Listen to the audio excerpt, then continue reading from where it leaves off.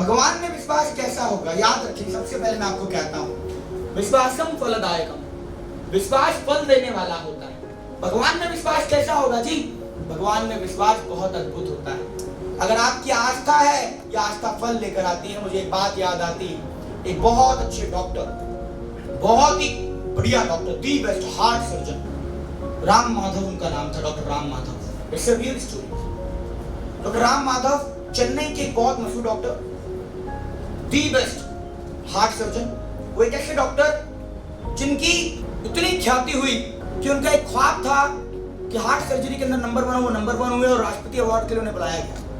उन्हें दिल्ली जाना था, उन्हें अवार्ड मिल रहा था और अवार्ड की डेट डिक्लेयर हो चुकी थी। उन्होंने early in the morning flight पकड़ी और उस फ्लाइट को चेन्नई से उड़ के दिल्ली पहुंचना था। चेन्नई से उड़ के दिल्ली पहुंचना था, लेकिन रास्ते में मौसम बहुत ज्यादा खराब हो गया। मौसम खराब हुआ, मौसम डिस्ट्रैक्ट होने के कारण वो बड़े टेंस हो गए कि यार मैं दिल्ली कैसे पहुंचूंगा। फ्लाइट में बैठे ही थे कि आवाज आई कि मौसम खराब होने के कारण दिल्ली एयरपोर्ट ना पहुंचते हुए ये जो एयरपोर्ट है, ये जो आपका प्लेन है, इसे कोचीन की तरफ मूव किया जा रहा है। बगल में एक बंदा बैठा, वो कहता है आप डॉक्टर राम माधव हैं, मैंने आपके बारे में काफी पढ़ा है। वो क्या डॉक्टर जी बड़े एटीट्यूड में बोलते हैं, ठीक है इट्स ओके। वो उतरने लगे, इतनी देर में उनको कई और जानने वाले मिल गए। सर आप तो डॉक्टर राम माधव है, आप यहाँ कैसे? तो उन्होंने बताने लगा कि मुझे जाना था, मुझे दिल्ली जाना था, आज ऐसा ऐसा है, लेकिन फ्लाइट इस कंडीशन में यहाँ आ गया हूँ, मैं कैसे पहुंचूंगा? मुझे पहुंचना है वहां पे। टाइम डिसाइडेड था कि शाम को 6 बजे तक पहुंचना है। उस बंदे ने कहा कि एक काम करिए, आप ऐसा कर लीजिए, आप गाड़ी पकड़िए, थोड़ा लेट हो जरूर होंगे, लेकिन आपको अगले एयरपोर्ट से आपकी कनेक्टिंग फ्लाइट मिल जाएगी। उन्होंने कहा ठीक है, मैं बाय रोड जाता हूँ। रास्ते में भी मतलब भयंकर बारिश थी, बहुत जबरदस्त तूफान आ रहा था। गाड़ी में बैठे, गाड़ी में निकले। गाड़ी का जो ड्राइवर था, ड्राइवर ने उनको देख करके बोला कि साहब आपको देखा देखा सा लगता है। तो उन्होंने कहा चुपचाप गाड़ी चला, दिमाग मत खराब कर। तो ड्राइवर ने पेपर लेके बोला साहब आपका तो फोटो पेपर में भी आया हुआ है, आप तो डॉक्टर राम माधव है, आज आपको अवार्ड मिलने वाला है। तो उन्होंने कहा चुपचाप गाड़ी चलाओ, इसलिए लेट हो रहा हूँ, दिमाग मत खराब कर।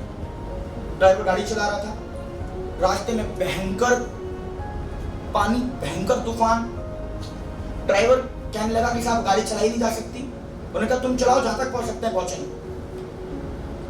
कई किलोमीटर चलने के बाद किसी जंगल के अंदर, सुनसान जंगल के अंदर एक झोपड़ी नजर आ रही थी। उस झोपड़ी के अलावा कुछ भी नहीं था, आगे कुछ दिखाई नहीं दे रहा था, पूरी धुंध हो चुकी थी। तो ड्राइवर ने कहा कि साहब इसके आगे नहीं जा सकते हैं, एक्सीडेंट हो जाएगा। तो डॉक्टर ने कहा कोई बात नहीं, काम करते हैं, झोपड़ी है, थोड़ा सा कुछ पानी वगैरह पी लेंगे, थोड़ा आराम कर लेते हैं, फिर आगे चलते हैं, जब तक मौसम भी ठीक हो जाएगा। वो डॉक्टर अंदर एंटर कर गए। उन्होंने गेट नॉक किया, वहाँ एक बूढ़ी माई थी, वो भगवान के पास खड़े होकर प्रार्थना कर रही थी। और वो प्रार्थना कर रही थी, बूढ़ी माई, डॉक्टर की आवाज़ सुन के वो गेट पर आई। माई ने उनको वेलकम किया, स्वागत किया, अंदर बैठाया। अंदर बैठा करके पानी पिलाई रही थी कि डॉक्टर ने बेड पे पड़े हुए उनके एक बेटे को देखा और बहुत बुरी हालत में।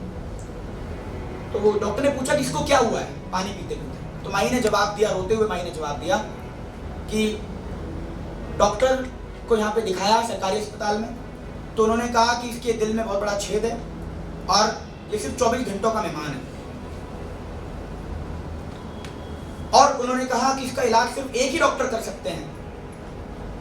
पता नहीं कोई डॉक्टर है, चेन्नई के बड़े मशहूर डॉक्टर हैं, डॉक्टर राम माधव, लेकिन उनके अपॉइंटमेंट के लिए बात करी गई थी, वो अवेलेबल नहीं हो पाए। इतना सुनकर के जो बंदा वहां खड़ा था, डॉक्टर राम माधव खुद वहां खड़ा था,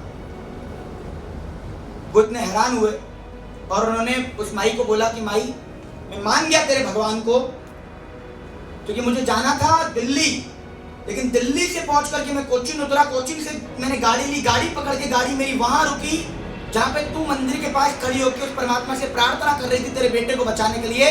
मैं डॉक्टर राम माधव हूं और तेरे बच्चे का इलाज पूरा होने का